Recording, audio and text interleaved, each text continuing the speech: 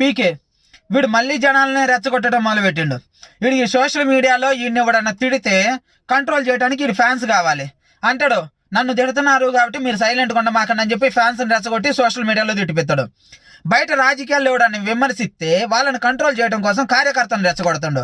నేను ఏమంటున్నానంటే ఎలక్షన్లు అయిపోయినాయి కదా అని చెప్పి మీరు సైలెంట్గా ఉండమాకండి, మేము సైలెంట్గా ఉంటే పనులు జరగవు కదా, అలాగని మీరు కూడా సైలెంట్గా ఉండమాకండి, ఎలక్షన్లు అయిపోయినాయి అని అంటే అర్థమైంది. వీడి కార్యకర్తల్ని ఇండైరెక్ట్గా ఏమని రెచ్చగొడుతుందంటే, ఇప్పుడు ఎలక్షన్లు అయిపోయినాయి, మేము గెలిచినాం, మమ్మల్ని వేరే వాళ్ళు ప్రత్యర్థులు తిడుతున్నారు కాబట్టి మీరు కూడా వాళ్ళని తిట్టండి, మేము పనులు చేయట్లేదని తిడుతున్నారు కాబట్టి మీరు కూడా వాళ్ళ మీద ఏదో ఎదురుదాడి చేయండి అని చెప్పి వీడు ఇండైరెక్ట్గా చెప్తుండు.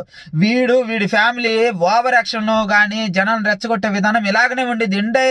డైరెక్ట్గా ఏది చెప్పరు, ఇండైరెక్ట్గా రెచ్చగొట్టే విధానాలు ఎలాగనే ఉంటాయి. జనాలని రెచ్చగొట్టడం, ఫ్యాన్స్ని రెచ్చగొట్టడం, తద్వారా గొడవలు పెట్టడం, ఇదే వీళ్ళ బతుకు మారదు.